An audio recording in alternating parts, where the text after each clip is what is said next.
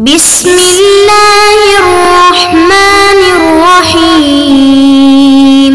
نحمده ونصلی علی رسولہ الکریم اما بعد بسم اللہ الرحمن الرحیم۔ عزیز طلبہ، آج ہم کنز الدقائق حصے دوم سبق نمبر 214 شروع کر رہے ہیں۔ اس سبق میں ہم کتاب المکاتب سے باب کتابت العبد المشترک سے متعلق پڑھیں گے۔ مشترک غلام کو مکاتب بنانا یہ جائز ہے یا نہیں، تو اس سے متعلق آج کے سبق میں ہم انشاءاللہ تفصیلاً چند مسائل پڑھتے ہیں۔ عزیز طلبہ، تو آتے ہیں کتاب کی طرف۔ سب سے پہلے ہم عبارت پڑھتے ہیں، باب کتابت العبد المشترک عبد لہما اذن احدهما صاحبه ان يكاتب حظه ب1000 ويقبض بدل الكتابة فكاتب وقبض بعضه فعجز فالمقبوض للقابض أمة بينهما كاتباهما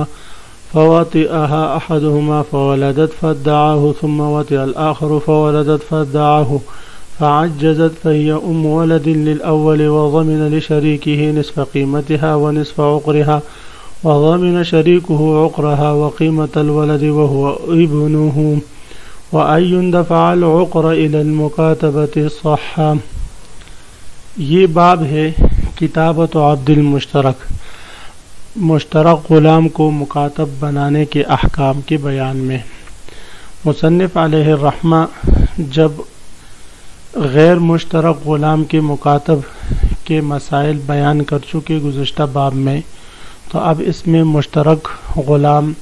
کے مکاتب بنانے کے مسائل ذکر کریں گے۔ سب سے پہلا مسئلہ وہ یہ ہے کہ عبد لہما اذن احدہما صاحبہ، ایک غلام ہے، دو بندوں کے درمیان مشترک ہے۔ زید اور عامر کے درمیان غلام مشترک ہے۔ زید نے عامر کو اجازت دی کہ میرے حصے جو اس غلام میں بنتا ہے اس حصے کے بدلے غلام سے آپ عقد مکاتبت کر لے 1000 کے بدلے، اور عامر نے خود بھی اپنے حصے کا عقد مکاتبت کروا لیا، تو اب یہ عقد مکاتبت کروانا غلام سے جو مشترک ہے زید اور عامر دونوں کا ہے، یہ درست ہے۔ تو اب یہ غلام ان دونوں کا مشترکہ طور پر مکاتب غلام ہو جائے گا اور عقد کتابت درست ہو جائے گی۔ اب جو وکیل ہے عامر، زید نے عامر کو کہا تھا کہ میرے حصے کا غلام مکاتب بنا دو، تو یہ جو وکیل ہے زید کی طرف سے، تو عامر نے یعنی وکیل نے اگر غلام سے کچھ پیسے قبض کر لیے، عقد کتابت مثلا 2000 میں جو ہوئی تھی اس میں سے 500 روپے اس نے غلام نے دے دیے عامر کو، اور اس کے بعد کہا بھئی میں بدلی کتابت ادا نہیں کر سکتا، میں اسی طرح غلام رہنا چاہتا ہوں، تو یہ دوبارہ غلام ہو جائے گا اور کتابت ختم ہو جائے گی۔ تو اب یہ مقبوض جو پیسہ ہے یہ کس کا ہے؟ تو امام صاحب رحمہ اللہ تعالیٰ کے ہاں یہ قابض ہی کا ہے، یعنی عامر ہی کا ہے۔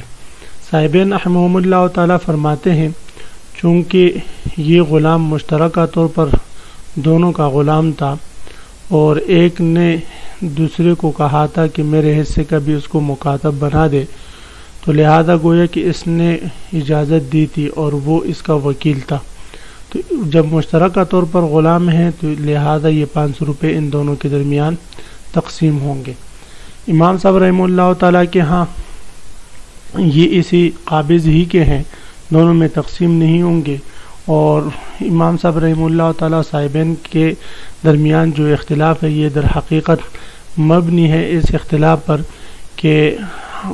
عقد کتابت یہ تجزی قبول کرتا ہے یا نہیں۔ تو امام صاحب کے ہاں یہ تجزی قبول کرتا ہے، اور صاحبین رحمہم اللہ تعالیٰ کے ہاں یہ تجزی قبول نہیں کرتا۔ تو اس اختلاف کی وجہ سے امام صاحب رحمہ اللہ تعالیٰ فرماتے ہیں جب یہ تجزی قبول کرتا ہے تو اس نے اپنا حصہ ادا کیا ہے، وہی حصہ جو ہے وہ اسی حصے کا وہ مکاتب بنا ہے، اور اس نے جو پیسے قبضہ کیا ہے یہ اسی حصے کے قبضہ کیا، دونوں کے نہیں۔ تو فرماتے ہیں عبد لہما غلام مشترک دونوں کے درمیان اذن احدہما صاحبہ، ان میں سے ایک نے دوسرے ساتھی کو اجازت دی ان یکاتب حظہ کہ اس کے حصے کو مکاتبہ بنائے ب1000 1000 کے بدلے میں ویقبض بدل الکتابت اور بدل کتابت کو قبضہ کرتا رہے فکاتبہ پس اس نے مکاتب بنایا وقبض بعضہ اور بعضی بدلی کتابت قبضہ کیا فعجز پھر غلام عاجز ہوا بدلی کتابت ادا کرنے سے فالمقبوض للقابض تو جو بدلی کتابت قبضہ کیا ہے وہ قابض ہی کے لیے ہوں گے امۃ بینہما کاتباها فوطئها احدهما فولدت فادعاه ثم وطئ الآخر فولدت فادعاه فعجزت فهي ولد للأول صورت مسئلہ یہ ہے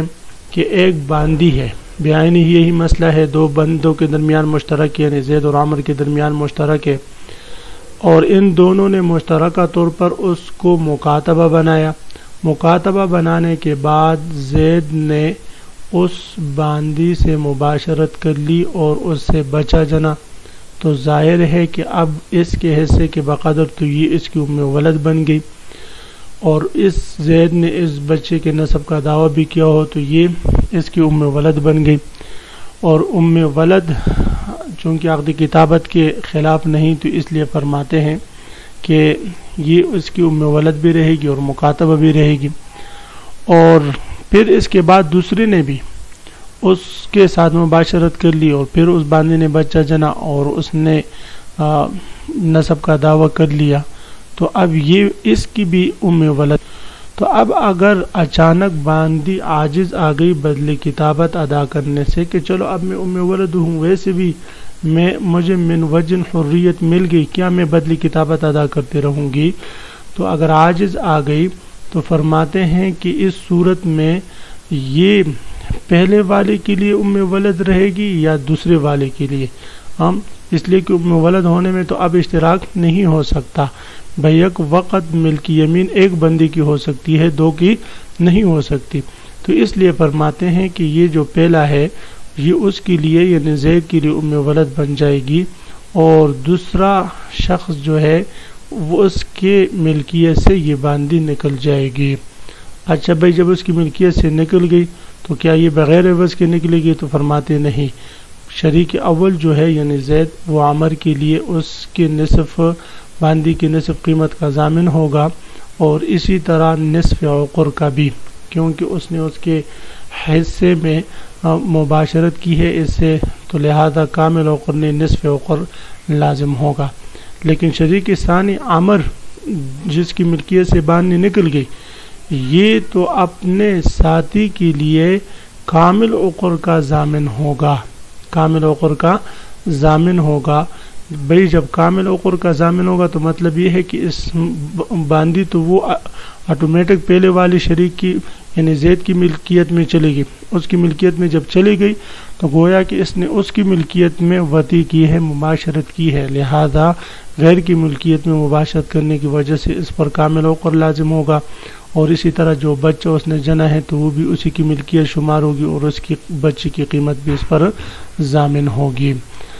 بچے کی قیمت کا ضامن بھی یہ زید کے لیے ہوگا اور اس کے بعد دوسرا مسئلہ اسی کے ضمن میں مصنف علیہ الرحمٰن نے یہ ذکر کیا ہے کہ ابھی تک اگر مکاتبہ وہ باندی مکاتبہ ہی ہے اور عقدی کتابت باقی ابھی تک وہ عاجز نہیں ہوئی اور ان دونوں شریکوں میں سے ایک نے اس کا عقر اس کو دے دیا ہو تو فرماتے ہیں یہ دینا بھی درست ہے دوبارہ اس سے رجوع نہیں کیا جا سکتا تو فرماتے امتم بینہما باندی ہے دو آدمیوں کے درمیان کاتباہا ان دونوں نے اس کو مکاتبہ بنایا فواطئہا احدہما پھر ان دونوں میں سے ایک نے مباشرت کر لی فوالدت باندی نے بچہ جنا فدعاہو پھر اس نے اس کا دعویٰ کر لیا ثم واطئ الاخر پھر دوسری شریک نے مباشرت کر لی فوالدت اس نر کے بچی نے دوبارہ بچہ جنا فدعاہو اور دوسرے شریک نے بھی اس کا دعویٰ کر لیا فعجزت یا فعجزت باندی بدلی کتابت ادا کرنے سے عاجز ہوگی فہی ام ولد للاول تو یہ پہلے والی کے لیے ام ولد ہوگی وضمن لشریکی ہی اور یہ دوسرے شریک کے لیے یہ شریک اول دوسرے شریک کے لیے ضامن ہوگا نصف قیمت اس باندی کی قیمت کے نصف کا ونصف عقرہا اور اس کے نصف عقر کا وضمن شریکہ اور شریک ثانی یعنی عامر ضامن ہوگا زید کے لیے عقرہا اس باندی کی کامل عقر کا وقیمت الولد اور اسی وقیمت الولد اور بچے کی قیمت کا وہ ابنہ اور وہ بچہ اس عامر کا بیٹا ہی شمار ہوگا. وَأَيٌّ دَفْعَلُ قَيْلَ الْمُكَاتَبَةِ صَحَّ ان دونوں میں سے جس نے بھی بانی کو عقر دے دیا وقت کتابت کے وقت تو یہ صحیح ہوگا. اب دوبارہ اس سے عقر کا مطالبہ نہیں کیا جائے گا.